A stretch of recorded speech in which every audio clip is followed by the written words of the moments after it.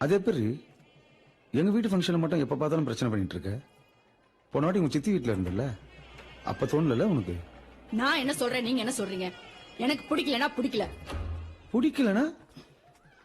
அக்கா என்னக்கா, ஏன் மாமா என்ன பிரச்சனை? துணை பொண்ணா உட்கார மாட்டாப்பா, எல்லாத்துக்கும் பிரச்சனை பண்ணிட்டு இருக்கா.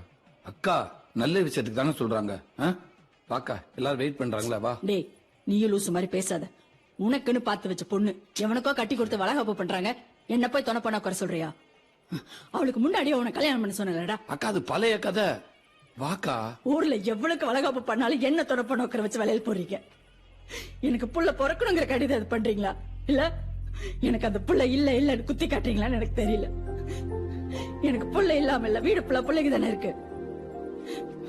எனக்கு புள்ள பிறக்காட்டியும் பரவாயில்ல, அக்கா நான் போய் துணை பண்ண உட்கார மாட்டேன்.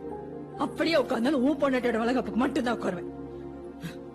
இப்போ நீ வரப்போறியா இல்லையா? உனக்கு தான் புள்ள இல்ல.